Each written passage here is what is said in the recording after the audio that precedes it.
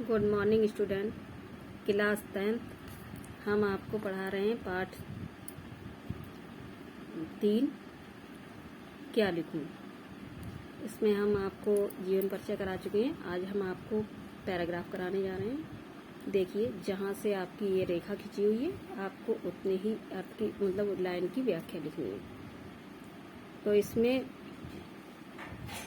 अंग्रेजी के प्रसिद्ध निबंध लेखक A.G. गार्डन का कथन है कि लिखने की एक विशेष मानसिक स्थिति होती है।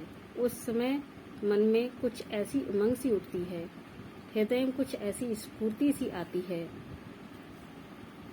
मस्तिष्क में कुछ ऐसा आवेग सा उत्पन्न होता है कि लेख लिखना ही पड़ता है। उस समय विषय की चिंता नहीं रहती। कोई भी विषय हो, उसमें हम अपने हृदय के आवेग को भर ही देते हैं। ईंट हेड टांगने के लिए कोई खूंटी काम दे सकती है।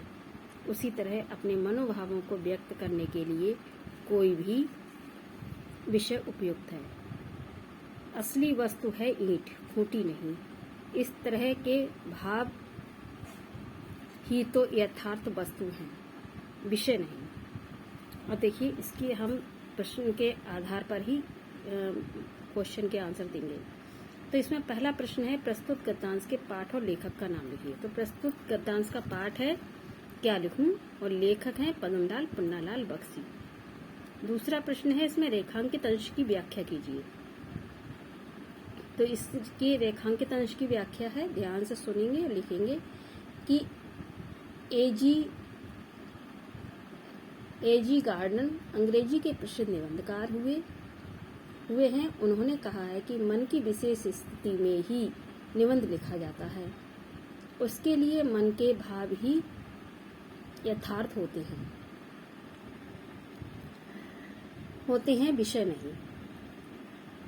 मनोभावों को व्यक्त करने के लिए कोई भी विषय उपयुक्त हो सकता है।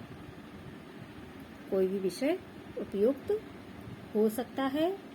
निबंध लिखने की विशेष मनोदशा के संबंध में उनका कहना है कि उस समय मन में एक ऐसी विशेष प्रकार का उत्साह और स्फूर्ति आती है और मस्तिष्क में एक विशेष प्रकार की आवेगपूर्ण स्थिति बनती है और उस आवेग की उमंग के कारण विषय की चिंता किए बिना निबंध लिखने को बाध्य होना ही पड़ता है।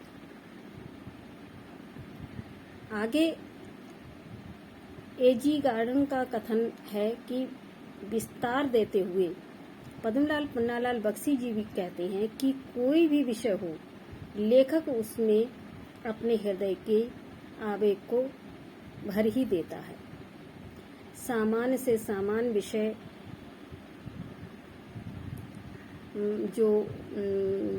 भी लेखक और उसके मानसिक आवेग द्वारा विशिष्ट बना दिया जाता है।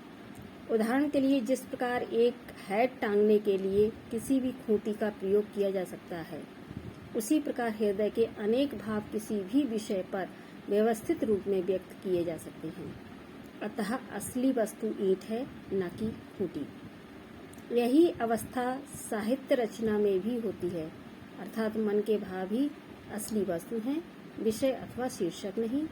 अर्थात यदि हृदय में भाव एवं विचार ही तो किसी भी विषय पर लिखा जा सकता है।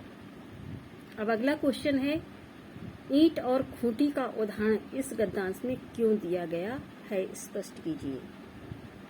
तो देखिए, प्रस्तुत गद्यांश में हेड का उदाहरण मनोभावों के लिए दिया गया है और खूंटी का विषय के लिए।